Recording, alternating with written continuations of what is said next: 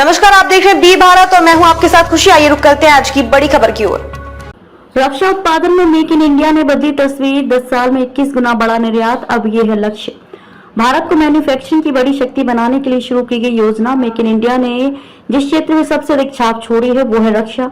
यहाँ इस योजना की सफलता की गाथा का प्रमाण यह है कि 2023 और 24 में रक्षा निर्यात 21,083 करोड़ तक पहुंच गया, जो 10 साल पहले मुश्किल से 500-600 करोड़ रुपए था। पिछले वित्तीय वर्ष के मुकाबले रक्षा निर्यात 32.5% अधिक है और 10 साल पहले मेक इन इंडिया अभियान की शुरुआत के पूर्व के स्तर से 21 गुना। अगर पूरे रक्षा उत्पादन की बात करें तो 2014 और 15 में 46,429 करोड़ से बढ़कर 10 साल में ये 1,27,264 करोड़ तक पहुंच चुका है और इस वित्तीय वर्ष की समाप्ति तक इसे 1,75,000 करोड़ तक पहुंचाने का लक्ष्य रखा गया है। रक्षा क्षेत्र में मोदी सरकार का जोर आत्मनिर्भरता पर। रक्षा क्षेत्र में मोदी सरकार का जोर आत्मनिर्भरता पर है और इस अभियान को मेक इन इंडिया योजना ने ऊंची उड़ान वाले पंख दिए हैं। इसी वजह से भारत 2028 और 29 तक वार्षिक रक्षा उत्पादन को 3 गुना और रक्षा निर्यात को 2 गुनी के स्तर पर पहुंचाना चाहता है।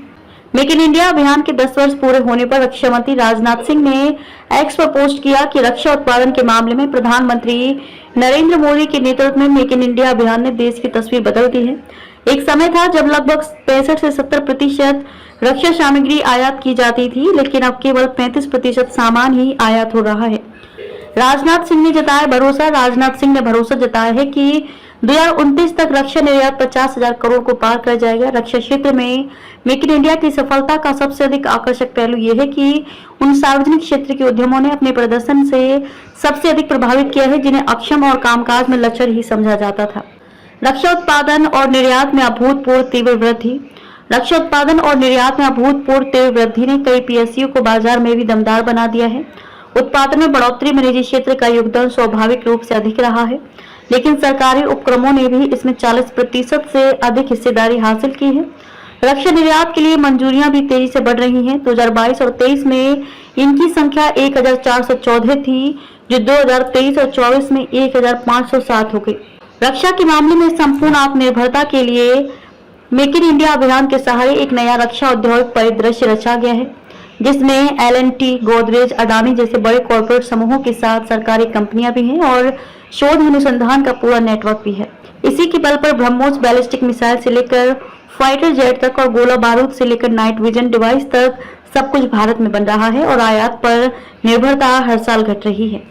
रक्षा क्षेत्र में आत्मनिर्भरता और मेक इन इंडिया को बढ़ावा। अपनी सामरिक स्वायत्तता के लिए यह सबसे अधिक आवश्यक बात है।